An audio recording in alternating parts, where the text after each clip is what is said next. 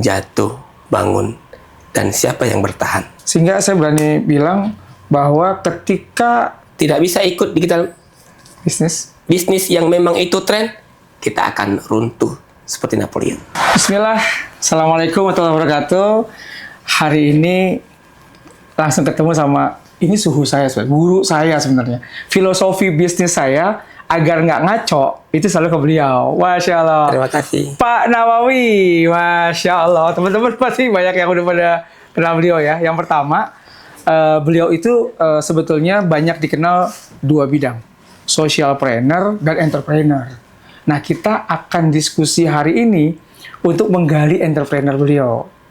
Satu, beliau itu pengusaha yang juga memiliki beberapa lahan agribisnis. Gak perlu saya sebutin deh. Nanti suatu saat kalau teman-teman ketemu bisa tanya beliau. Yang kedua, beliau adalah salah satu orang yang mengembangkan salah satu brand produknya Indofood di Aceh pertama kali ya Pak ya? Betul ya? Masya Allah. Nanti kita diskusi lebih banyak. Langsung aja Pak. Pertanyaan pertama nih Pak. Teman-teman UMKM banyak masuk pertanyaan ke saya. Berkaitan dengan bisnis.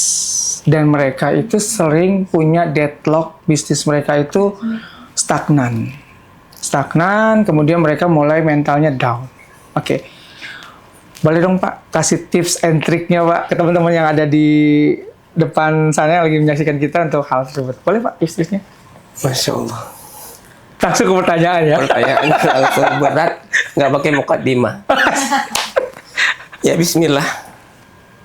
Alhamdulillah. Insya Allah. Yang pertama, terima kasih banyak Pak Yoso atas undangan ini. Saya pikir ini bukan hanya sebagai podcast ya, tetapi sebuah ruang perjalanan. Bukan hanya soal bicara kesuksesan, Ya. tetapi kita bicara tentang kehidupan, jatuh, bangun, dan siapa yang bertahan. Ya.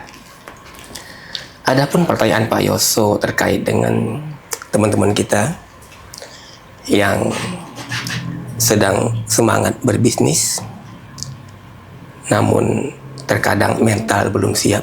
Ya. Pak Yoso dan teman-teman yang saya hormati, dunia bisnis itu adalah butuh 3 hal. Oke Pak. Sekali lagi, dunia bisnis butuh 3 hal. Oke. Yang pertama, dia butuh integritas, akhlak, adab, budi pekerti. Agak sulit kita menerjemahkan adab, akhlak, karena orang sudah paham. Ada istilah bahasa Arab, minas su'ubah tawdihul wadih. Di antara yang sulit itu menjelaskan yang sudah dimaklumi gitu. Oh, baik. Tetapi itulah banyak urutan-urutannya, adab, akhlak, perilaku, komunikasi, public speaking, masuk di integritas. Baik. Kita akan bahas panjang nanti. Baik. Yang kedua, resilient, ketahanan. Jadi bisnis itu butuh ketahanan ya Pak? Oh iya, resilient. Tidak semua bisnis selalu maju. Oke. Punya masa yang Allah uji dia, siap mentalnya. Oh, oke. Resilient itu bukan hanya nggak pernah diuji, bukan, tetapi siap atau tidak di saat posisi apapun dia berada. Oh, baik. Dua ini tidak selalu dapat di bangku kuliah. Oke. Dua ini nggak selalu dapat dari akademik. Baik. Tidak. Yang ketiga, ini yang di akademik, kompetensi. Oh, kompetensi. Wow. Dapat di akademik. Menarik nih. Karena Apa rumusnya Pak Yoso? Ya, gimana Pak? Banyak S3, S4 atau S5, S3, lulusan ekonomi, nggak bisa bisnis. Banyak. Banyak. Tetapi, orang yang tanpa di bangku kuliah, Ya. tapi punya integritas, Ya. resiliennya bagus, jadi. Good. Itu. Karena integritas, ketahanan mental didapatkan dari keluarga dan dari para guru-guru yang mereka belajar secara rutin. Artinya kalau saya boleh ambil kesimpulan saat ini sementara adalah ternyata dari keberhasilan sebuah bisnis dan seorang pebisnis itu, kompetensi adalah salah satu dari 4 yang dibutuhkan. Karena yang 3-nya tadi integritas, betul ya Pak ya?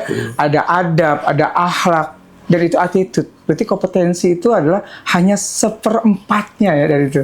Luar biasa. Keren. Nah, sekarang gini. Pengalaman Pak Nawawi langsung. Ketika menangani produk Indofood di Aceh. Itu kan juga perlu meramu 4 tadi, Pak. Integritas, segala macam, sampai kompetensi. Tips langkah awal pertama kali Pak Nawawi lakukan ketika bisnis itu ditangani, terus ternyata kok masih stuck terus? Pak Yoso, terima kasih. Tentu Ya. setiap bisnis kita jalanin, Ya. yang pasti kita memohon ke yang di atas ya. Oh, pasti. Kemudian Allah Subhanahu wa taala. ketika kita berjalan dan ada kecewanya, Iya, ada masa-masa yang down kita, betul. baik itu akibat salah kita sendiri Iya. atau karena disalahkan oleh manusia lainnya, Iya. Ya, ya, ya. maka semua kembalikan kepada Allah. Oh, baik. Itu yang pertama ya, Itu Pak. yang pertama. Baik. Yang kedua, setiap bisnis yang kita ingin jalankan tentu ada program ya. Planning. Ada program, Ya. ada planning. Kita akan cepat bosan dan akan stuck di tengah jalan kalau program terlalu panjang. Ya. Kalau Oke. kita buat program terlalu panjang. Oke. Pak Yoso sering menyebutkan nama tokoh kita Pak Yonan, bukan? Ya. Sewaktu beliau bertransformasi kereta api, Ya, betul sekali. apa yang beliau lakukan yang pertama? Apakah digital tiket? Apakah AC semua diperbaiki di setiap kereta? Atau menambah rute kereta Bandung-Jakarta? Bukan. Sekali lagi, bukan. Ya. Lalu apa yang beliau benahi? Selain membuat DNA timnya serempak dulu, Ya, betul. adalah perbaiki toilet. Hal kecil. Nah, itu bisa. Mudah. Setelah toilet berhasil dirapiin, dibersihin, dan ya sebersih-bersihnya, baru masuk ke yang lainnya. Memperbaiki lampu di peron, memperbaiki jadwal kereta dengan digital. Ya. Intinya kembali ke yang tadi, Ya. kita bikin program yang pendek-pendek dulu. Ya, masuk akal. Sehingga saya berani bilang bahwa ketika kita merasa stuck, itu bisa jadi karena planning kita ketinggian. Gitu ya. Ketinggian. Dari rencana kita. Bukan berarti kita nggak boleh planning tinggi. Boleh. Artinya target boleh tinggi. Cuma harus diukur secara waktu bertahap. Betul. Gitu Pak ya? Betul. Menarik nih. Ini makanya filosofi bisnis. Pada pertanyaan terakhir. Terakhir nih yang ketiga. Ya. Mudah-mudahan saya bisa jawab ya. Kita kasih ke teman-teman. Pak, sebelum itu kita minum dulu. Silakan minum dulu. Terima kasih. Waduh. Terima Ya, kasih. kita minum dulu. Bismillah. Bismillah. Nah, pertanyaan ketiga buat teman-teman yang saat ini sedang menghadapi tantangan dalam bisnis, Pak.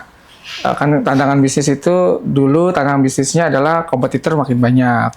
Sekarang nggak cuma itu, mulai lagi ada harga bahan baku naik dan segala macam. Nah, kan Pak Nawawi punya beberapa bisnis yang dijalankan.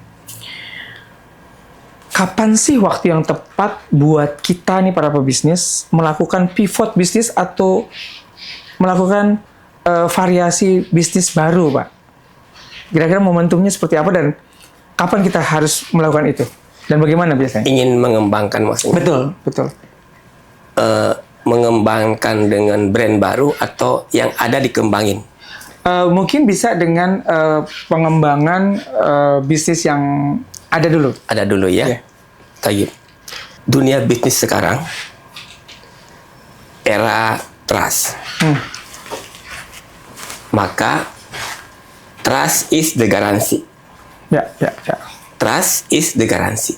Apapun nggak bisa kita lakukan dan bergerak tanpa punya trust. Oke. Dan trust tentu ada beberapa aspek. Yang pertama, punya kompetensi. Plus, punya integritas yang plus, punya intimasi yang plus, dan kepentingan pribadi. Kita akan bahas kapan-kapan itu. Oh iya, iya. Tetapi intinya ketika ingin mengembangkan bisnis, baik yang ada maupun melebarkan konsep yang lain, kaedah pertama yang harus kita pegang adalah jangan fokus ke kompetitor, tetapi fokus ke customer. Sekali lagi, jangan fokus ke kompetitor, tapi fokus ke customer. Sekali lagi, saya sebutkan tentang berhasilnya Pak Yonan. Pak Yonan di awal masuk 2019, beliau memanggil salah satu direktur bawahannya. Beliau tanya, kereta api Jakarta-Bandung sehari berapa kali? Hanya 4. Kenapa? Jawaban dari mereka adalah, Pak, sudah ada jalan tol. Apa jawaban Pak Yonan? Kamu itu benda mati aja kalah. Sama benda mati aja kamu kalah. Pak Yonan ingin mengajarkan ke kita, jangan fokus ke kompetitor, fokus ke customer. Customer butuh apa sih? Pelayanan, servis, toiletnya rapi, pakai AC, jalanin. Sekarang berapa? 32 rute sehari. Jakarta, Bandung, Jakarta.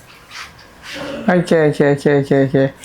Wah, ini keren nih. Jadi fokus ke tujuan ya, Pak? Iya. Jangan fokus ke kompetitor. Iya. Karena ketika tujuan itu kita fokus, maka banyak inovasi yang bisa kita lakukan. Apalagi UMKM berpikir hari ini pingin bikin ini.